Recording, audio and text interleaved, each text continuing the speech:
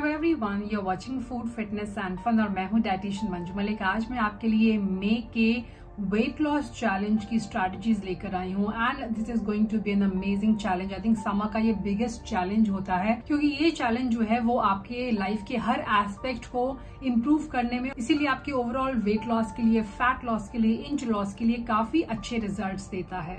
So in short, इस challenge के अंदर बहुत सारे ड्रिंक्स हैं जो आप मॉर्निंग में, बेड टाइम के आसपास, इन बिटवीन मील्स अपनी डाइट के अंदर ऐड कर सकते हैं। इस चैलेंज में आपको मैं प्रोवाइड करूंगी फुल 21 डेज का meal by meal diet plan. As a vegetarian कैसे आप 50 to 60 ग्राम प्रोटीन अपनी डाइट के अंदर ऐड करें, वो जो पूरा डाइट प्लान है इस वीडियो के बाद मैं आपके साथ शेयर करूंगी। इसके अलावा वो सारी एक्टिविटीज मैं आपके साथ शेयर करूंगी जो बिना जिम जाए आपको हेल्प करेगी इन जनरल एक्टिव रहने के लिए, एनर्जी को बूस्ट करने के लिए। Last but not the least, physical and mental detoxification के लिए भी कुछ बहुत ही अमेजिंग चैलेंजेस मैंने इस वीडियो में आपके लिए रखे हुए हैं। So stay tune and watch till the end. तो ये चैलेंज उन लोगों के लिए हैं जो नेचुरल वेट लॉस चाहते हैं, सस्टेनेबल चाहते हैं और परमानेंट वेट लॉस चाहते हैं। और अगर आप समर में चाहते हैं कि आप जो भी चैलेंजेस ले रहे हैं उन्हें ट्रैक करने के लिए, उनकी प्रोग्रेस को रिकॉर्ड करने के लिए आपको कोई जरिया मिले, तो आप इस चीज में इन्वेस्ट कर सकते हैं। ये है हमारा प्लानर जो अब तक 1000 से भी ज्यादा लोगों ने परचेज कर लिया है and they have given us amazing feedback. इसके अंदर वो सारे ट्रैकर्स हैं,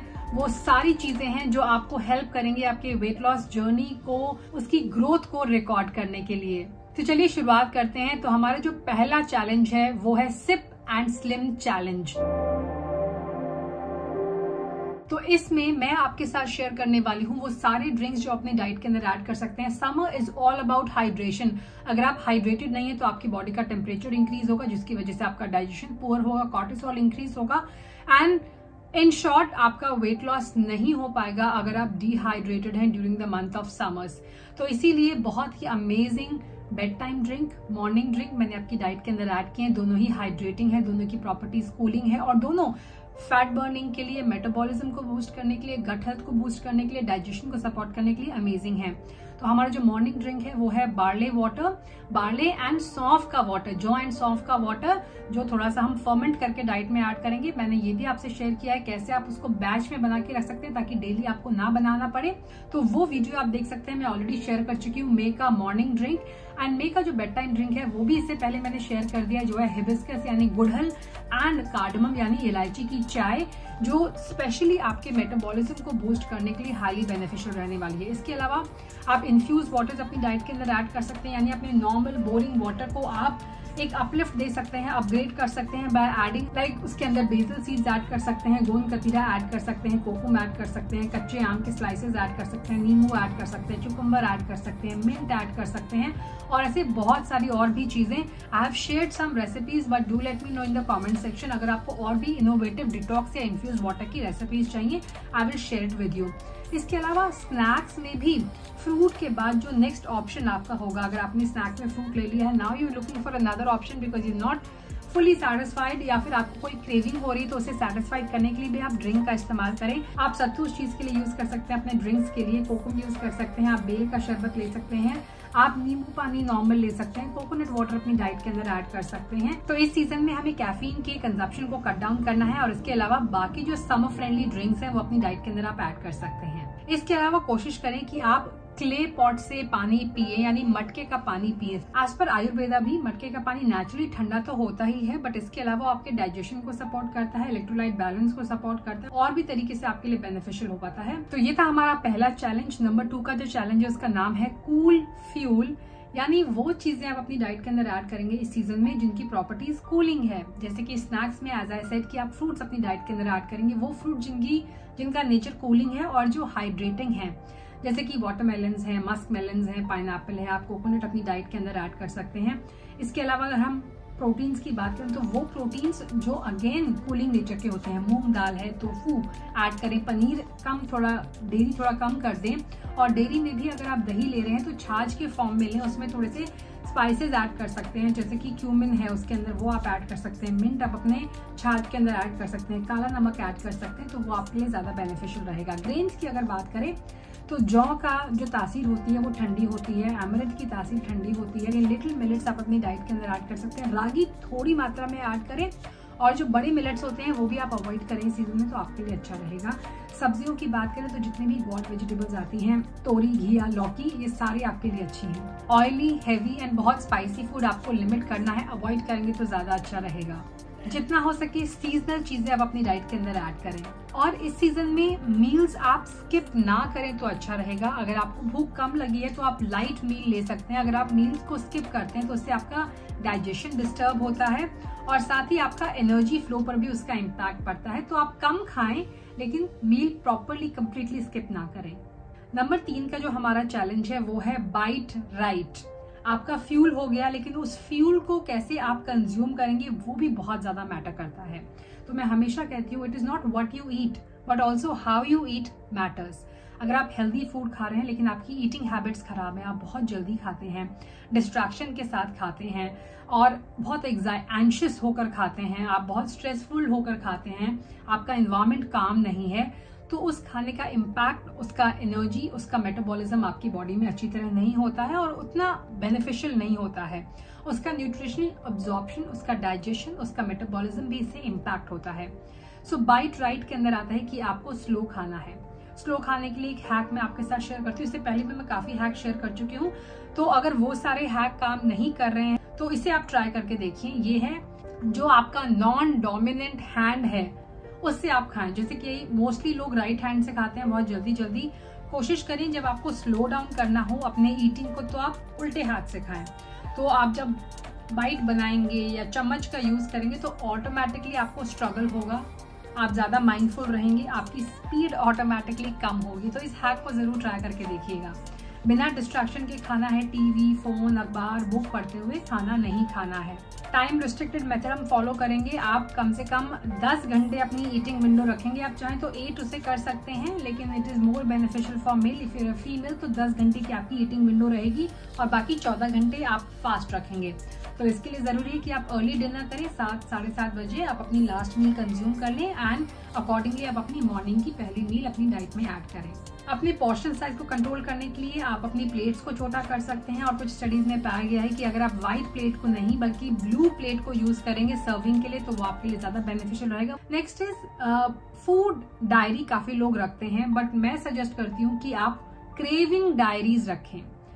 आपको क्रेविंग्स कब होती हैं, दिन के कौन से टाइम में, किस चीज की क्रेविंग होती है और क्यों होती है, क्या आप जब इमोशनल होते हैं तब होती है और कैसे आप उसे सेटिस्फाइड करते हैं।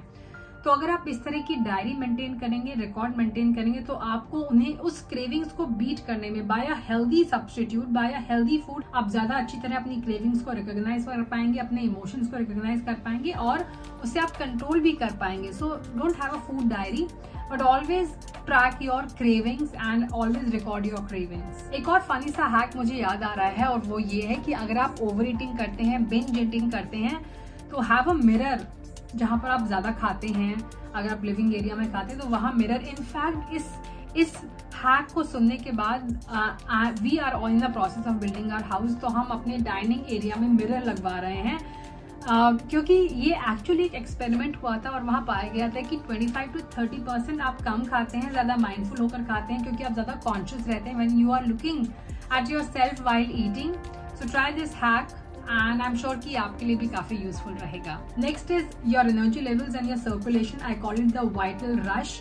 तो इस सीजन में एनर्जी लेवल का डिप होना भी बहुत कॉमन होता है और जब आपका सर्कुलेशन डिप होता है तो इससे अगेन आपके मेटाबॉलिज्म पे, डाइजेशन पे, आपके हार्मोन्स पे, आपके स्ट्रेस लेवल पे इम्पैक्ट पड़ता है। तो कुछ ऐसी चीजें हैं जो आप कर सकते हैं, जैसे कि आयुर्वेद में इसे कहा जाता है विप्रता करनी। सो बेसिकली इवनिंग के टाइम पे स्पेशली अगर आप अपने लेग्स को वॉल से सपोर्ट करके बैक में लेटेंगे और 5 से 10 मिनट इस एक्टिविटी को करेंगे तो बेनिफिशियल रहेगा। ये पोज आपके डाइजेशन के लिए, आपकी बॉडी में इन्फ्लेमेशन को कम करने के लिए, ब्लोटिंग को कम करने के लिए और आपके थायराइड एंड एड्रिनल फंक्शन को सपोर्ट करने के लिए काफी अच्छा है। ये सर्कुलेशन को बूस्ट करता है।